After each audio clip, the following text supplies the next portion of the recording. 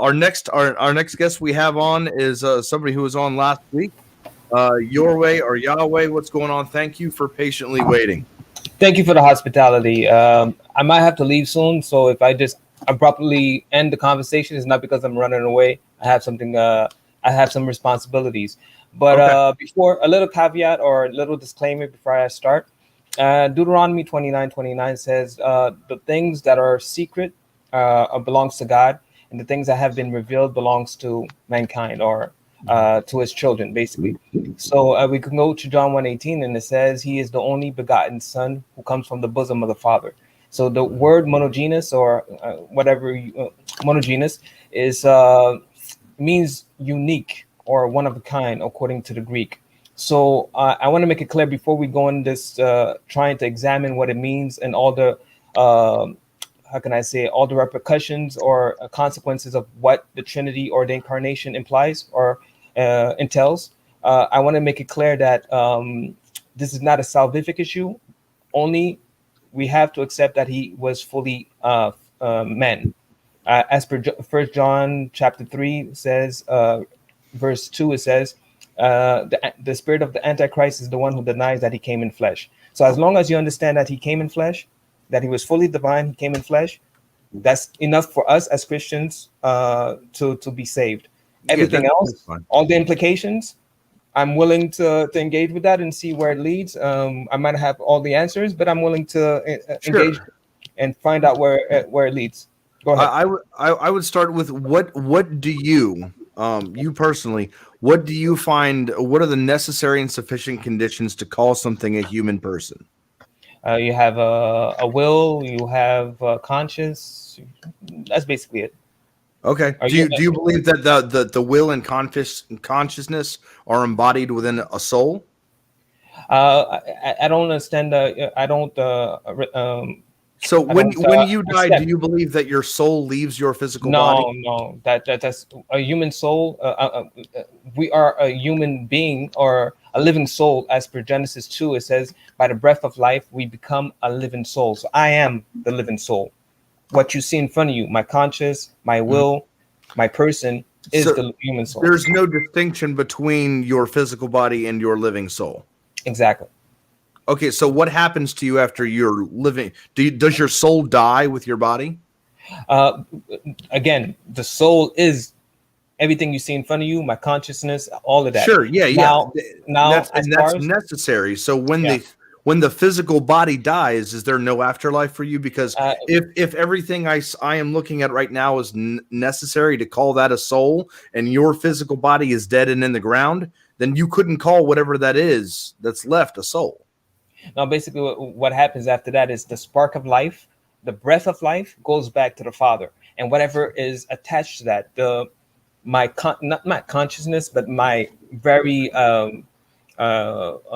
can I say? How can I put it without the contradicting scripture?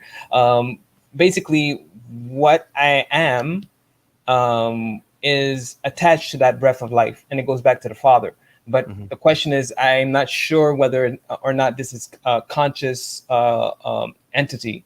I think as when we die, we sleep, and once we go through the resurrection, then we will be conscious and being a living being again. But I don't believe that we are a soul flying around this and that. You said what I am attaches to that breath of life and goes back to the Father. Basically, yeah. So within that, you said that everything that in front of you is who you are. That is you. So your physical body attaches to that when you die. No, I mean, okay. Because when you receive the breath of life, you have your own identity, your own way of thinking, your own will, your own, all of what comprises me is attached to this breath of life, and it goes back to the Father, reserved for the day of resurrection. So that's the best way I can really put it for you. Okay. So like, let me set it up for you so you can bat it away. You're saying what I see now on the screen, yourself, that is your living soul. So your physical body is your living soul. Now the argument will go like this.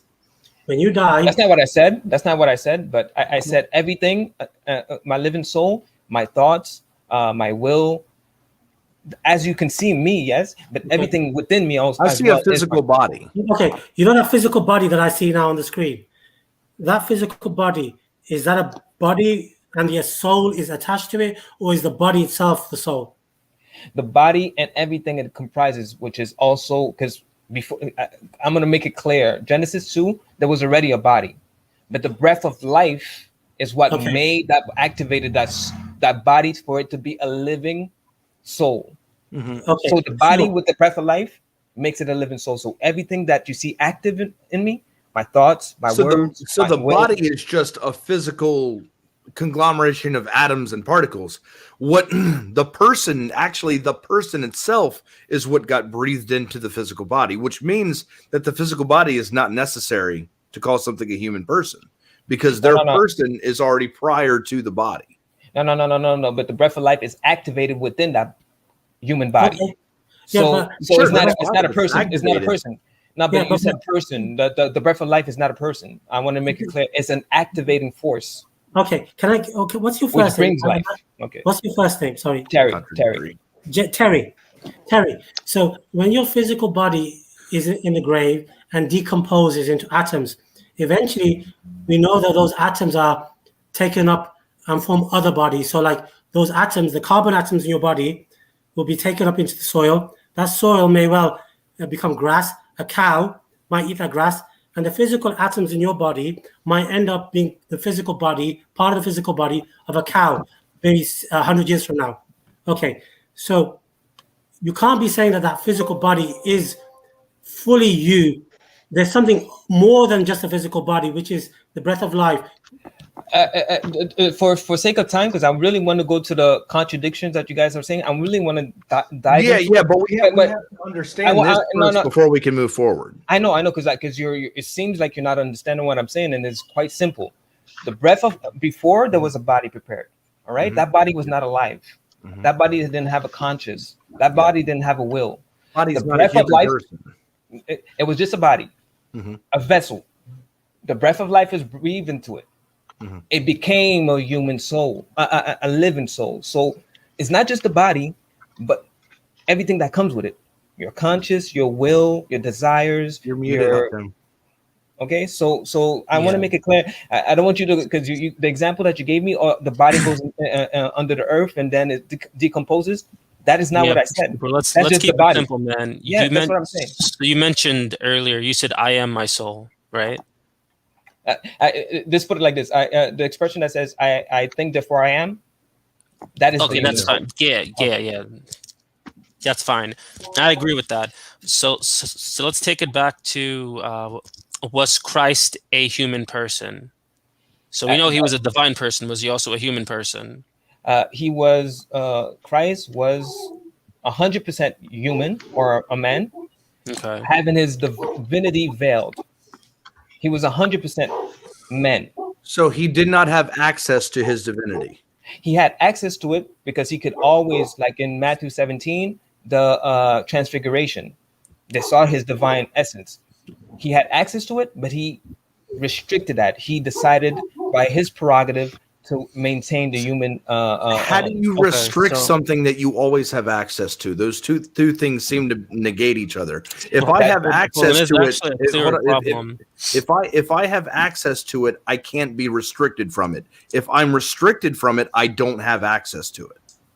That's not the best way to put it, because you can restrict yourself for something that you have access to. What you're trying to say is, how did he restrict his divinity? That is the question that you need to ask, and as far as the response for that, that's beyond my understanding. Yeah, that's a good point. So are you saying that there were two natures, or there was two natures? One of it being veiled, the other is the one that he. All right. Okay, that's fine. Yeah. Okay. That's fine. So let me ask you this then. So with regards to like not knowing the hour, how do you explain that then? He was veiled. Just put it that way. He veiled that. Like I said, he was fully man, so his divinity was veiled. He had access to it, but he decided it was his prerogative. So did he know the hour or not? You'd say he did not know the hour. As a human, no, he didn't know. All right, but isn't this the issue then? Because then if he did not know the hour, then how can you truly say he was divine? You couldn't say he was truly divine, because what you want to say is, look, he had his divine nature, he just wasn't using it. But like, if I ask you the question, did he know the hour or not? You can't say that the person, the human person. Yeah, like did the person of Christ? Unless you No, think but that there are the two person of persons. Christ, the person of Christ was exercised in his human nature. He was not Okay. going. Are there two persons though, or one person? That's the part One I'm person. not getting. One Okay, there's person. one person, and this one person is predicated by these two natures. And one nature being the divine nature being veiled. One nature is omniscient, the other nature is not omniscient. And right? the divine nature was veiled. I want you to always put that in your equation. Okay, sure, yeah. So his divine nature is. So if I ask you, okay, so like, did he know the hour or not? We already know the answer to that. No, he did not know the hour. So exactly. So in that sense, he's not divine. He wasn't. Hold on. And wait. Because Tim is making a good point. I want to elaborate on that. I want to make it clear that in human form, he was not divine. When he was a human, he was not a divine being. So I wanted to make it clear. His divinity, let's say like a bottle that's emptied, whatever that was, the essence, the divine essence that was in that body, that bottle, was all around, reserved within the Father and all around, like the rays. And at the end of the rays, there's a projection, a body. He exercised that body. His will. What makes him divine then? He seems no different than anybody else. What makes him divine? What makes him divine is that he comes from divinity. That aren't we created from the image of God? Can I? The soul that comes from God, that is us coming from divinity also. There's no soul that we don't come from God. No, not according to Christianity. According to Islam, but not according to Christianity. We don't come from. We're not created in the image of God in Christianity. No. First of all, Adam was created in the image of God. Nobody else is in the image of God because he lost that image in Genesis 3. That's first of all. And second of all, just to finalize, the soul is the breath of life is not a soul. I want you to. It's an activating force that made us into a soul. So Jesus, are you saying that Jesus was not a soul, independent soul? Go ahead. He wasn't. Are you saying that Jesus? What's happening? Speak. I mean, it's so disturbing. So yeah, I'm saying that. Are you saying that Jesus did not possess a human soul, like independent soul, a soul which is, I mean, distinct from the divine person? Good question. I want to make it clear again. A human soul, as soon as you're human, you are a living being, a living soul. I don't want you. Skipping over the problem. I don't want you to. Over the problem. No. I actually addressing the problem. Listen, because it's a simple. If you simply respond to what I'm telling you, you're going by your understanding of the word soul according to you. I'm going according to Scripture. A living soul is just a human body with his conscience, his will, everything that comes with the human body. So I am. Yeah, I mean, if you'd like to, Drake. Okay, because I think he's already made a couple explicit statements. So when they were asking you before about what a human person is, it seemed like you were saying that you are your soul, meaning that your person is your soul. Is that correct? Again, because you're saying my person is my soul, because you're making the soul something distinct from who I am. I am a living soul. That's what I just said. You are your living soul, and so am I. That means you're identifying your personhood with your soul. They are identical. Okay, let's put it that way. Go ahead. Okay, right. Did Christ have a human soul? Yes, we all. Every human being is a human soul. A human soul. Okay. Was Christ a human person? He's asking about Christ. Was Christ a human? I just answered. I said yes. Christ was a human person. Okay. Was Christ a divine person? Christ was not a divine person. Wait, Christ was not a divine person? Yeah, no. He's an extreme. Hold on a second. how are you making the claim that Christ, the Son, was not a divine person?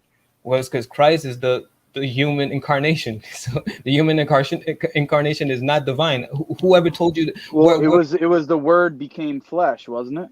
The Word became flesh, but the flesh, the Christ. When you say Christ is the incarnation, Christ himself is not divine. He's a human body.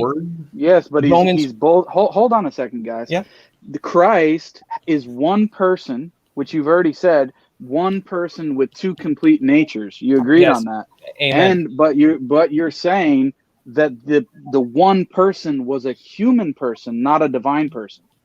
The divine nature was veiled from the very beginning. That's what I said, and he exercised his will within that body. Okay. That was prepared. Yes, but now, let me just finalize the body that was prepared for him. So that body in which he was living in, or who he was when he was Messiah, was fully man.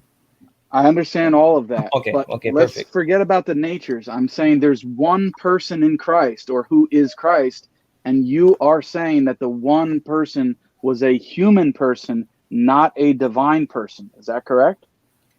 The person. Yeah. The person, you just said it was a human person. You said he was not a divine person. I have no problems with that. He was a human person when he was as Messiah. Yes. Okay, yeah. I don't know how you come up with that, because my understanding of Orthodox Christology is that there's only one person who's Christ, and he's a divine person. He's not a human person.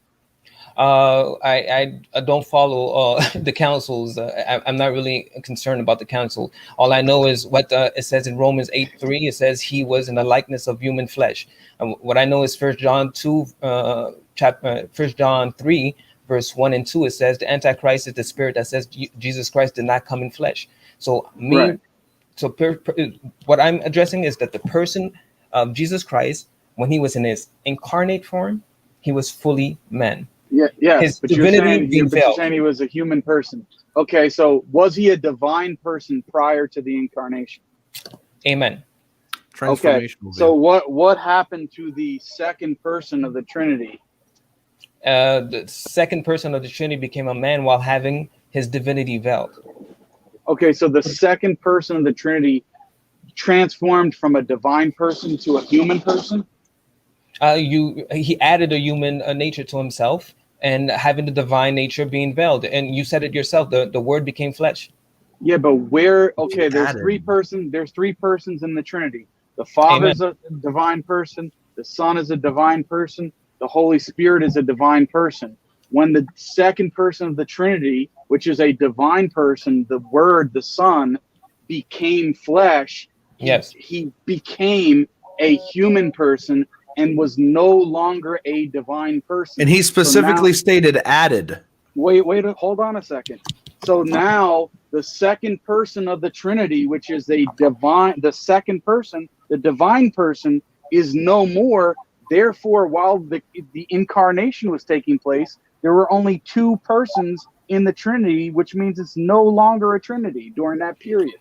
Here's the thing that you did not address. And again, I said his divine nature was veiled. That means at the end of the projection of the light, there's a body veiled by the hand of the Father.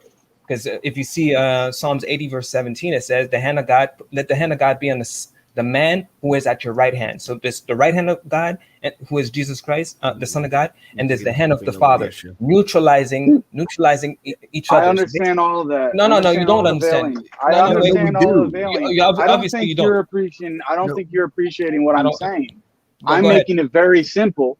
You said that Christ was a human person. He wasn't a divine person, but the Son was a divine person prior to the incarnation. What happened? Because now, during the incarnation, does the divine person exist or he doesn't exist? The divine nature exists. The divine person, does he exist during the incarnation? Divine person, he exists in two natures. He exists as a fully man while having his divinity veiled. So he exists. Okay, so now listen. Now he's another person. No, what? It's not another person. Let me explain. Let me explain to you what it is. At the end of the projection of the light, there's a body prepared. The body is separated by veil. The light is separated. I understand that. Okay, no, but if you understand that, then you understand the person is still there while having two natures. Okay, but you said the thing that has two natures, you said there's only one person, and that person is a human person, not a divine person. Okay, so now you're telling me it's the divine person that has two natures. Which one is it?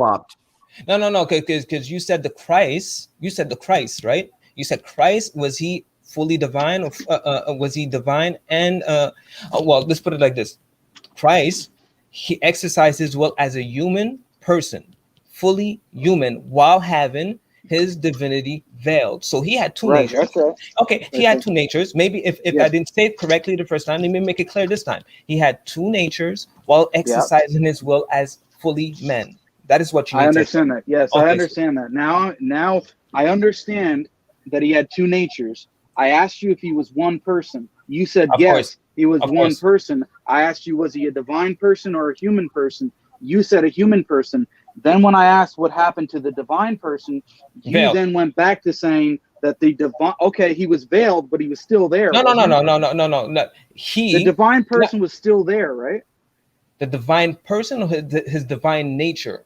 The divine person. Where does the divine person go? Wait. So I get what you're trying to say. You're trying to say there's two persons. There's a divine person and there's a human person. We're saying that that's what you're saying. Where did the divine person go? Where did the divine person go? Let me make it clear again. He emptied himself. Therefore, he was a human being having his divinity. Okay, so the wait, Jake, because you're repeating yourself, and it's like I'm not because getting. You're not answering. You're not answering my point. You keep going off on a tangent, not actually answering the question. Where did the divine person go? Wait. I seen you debated Josh, and he explained this to you. Let me repeat it to you again. Divine nature was veiled, so the person, Jesus Christ. Answering the question. No, I'm answering the person. Okay, let him answer. Exactly, one person in a body, Jesus Christ, while having his divinity veiled. So what was the one person? Was it a divine person or a human person? So again, he was fully human while having his divinity veiled. What was the one person? So Jake, hold on. Was it a divine person or a human person? I just answered.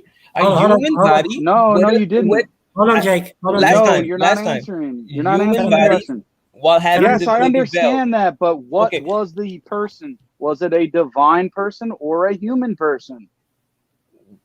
Repeat what I just said, because I want to know. You just said there's two natures. The divine nature is veiled, and he has a fully human nature. I used the word person. No. Repeat what I said. I said the person. You keep repeating that. No, I said person. Okay. So there's one person in the incarnation. There's one person. Was it a divine person? No. I want you to repeat. Nature, a human Jake, person? I want you to. I'm going to repeat it again. Just answer the question. It's a straightforward question. We ask for a certain level of honesty in these conversations. That's what I want. Not being honest. Hold up. One second. This is the honesty that you look yourself in the mirror, because this is not something new. This is not the first time. I watched 2 hours. This isn't the first time we've seen somebody waffle. No. Wait. Watch. I watched this guy. Wait. I watched Jake debate Josh 2 hours on this very issue. So don't talk to me about honesty. This is not the first time that we brought this to you. That Jesus was incarnate. Asking a very simple, direct question. I keep repeating. And I keep repeating. You haven't answered. Answer it. What happened was what happened. I keep repeating the answer. One second. I think when you watch it back, you'll see that you contradicted yourself. No problem. Yeah, No problem. I keep repeating the same answer that every Christian that he debated said to him. The doctor. We're asking you a question right No, here, you're not. right You're now, actually and you haven't saying answered than what he said. And what You're did I say? The opposite. You're saying the opposite. A human. You started off by saying there. Let me tell you what happened. You started off by telling me there was one person, and that person was a human person. You told Messiah. No. You never even used the word Messiah. I'm gonna start off. I said Messiah. No, you didn't. Like the last one.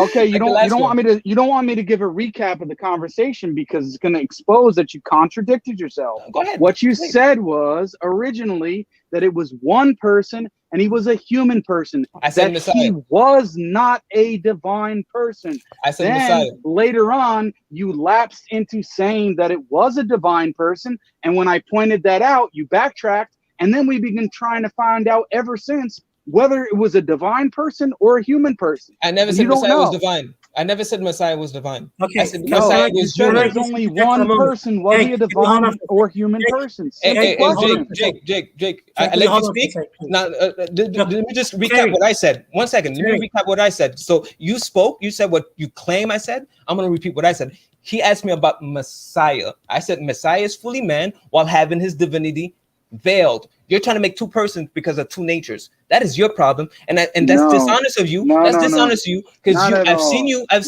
choke. I've seen you choke about this issue multiple times. So you're acting like this is the first time you heard this. No, not at all. Hey, Terry. So Terry, let's be honest. I was going to personal insults and attacks to get cornered. I choked, and I'm dishonest. No, what happened was you contradicted yourself, Messiah. And you don't even know what you're actually saying. I'm asking you a simple, straightforward question. What's the question? There was one person. Was it a divine person or a human person? Answer the question or kick this idiot off the street. Yeah, no problem, Jake. Don't cry, Jake. Don't cry. I'm gonna respond to your question, and don't cry, Jake. Don't be so agitated. Terry, I just want to ask you a question. All right, hold on, wait a second. You are going to be respectful, or you are going to get off of the show, and we are going to make clips embarrassing you on this discussion and the last discussion we had. So we can keep things respectful, or we can get a little bit more intense with it. It's up to you. However you'd like to do it, I'll let you back on the stream, and you don't need to tell people that they're crying and trying to bring up emotional, personal insults because you're cornered. Okay. Can I just wait? Let me hospitality. For the hospitality. I'm asking you a question. Wait. Before I get to you, hospitality. Thank you very much. Thank you for your hospitality. But and when you guys do that clip, please make sure it says Messiah, because I'm gonna clip it as well. And do the same thing for the last one, because I had fun with that one. I just want to ask a simple question. Because everybody doesn't feel like the way you feel. But go ahead. Your friends, your Muslim friends, don't feel like the way you feel. You guys were choking. Come on. No, you're not answering the question. Right. We're done with them, bro. Muhammad, wait, please. I've been trying to ask a question for quite a while, and it was getting personal. I was trying to steel man his position. Perhaps he was trying to say that the one divine person became a human person. Maybe that's what he wanted to say. So, we already asked him. He kept on saying the veil. No, he first said that there was one person, and that person was a human person. There was no divine person. Then he later, when he described what the person was, he said it was divine, and then I pointed that out, and it was a scramble ever since. But Jake, with respect, he's a Christian. He believes that the Trinity contains a divine person. So one way of reconciling it, maybe he wasn't able to reconcile it fully, explain himself properly, but one way his position could be understood is there is only one person in Jesus that is the divine person, but it's the divine person who became a human person. Maybe he was trying to say that. No, you can't. But why did he say that the divine person was veiled? Yeah, that's the point. Then when I was asking about the divine person, where the divine person was, he said, "Oh, it's a divine person with two natures." Yeah, but exactly. But still a divine. So he could say, I don't know why I'm sticking up for him, because he wasn't exactly very respectful to us. I'm trying to steel man his position. Maybe he was trying to say Jesus was a divine person, but he became a human person. So yes, that's fine, but that's not orthodox. The point is, Jake, he contradicted himself. Hold on, Jake, please, with respect. You said, where is the divine person? And I was trying to explain that maybe that's what he's trying to get across, but he couldn't say it adequately. He wasn't able to express himself. That the divine person became a human person. So Hanif, he asked him about Trinity, though.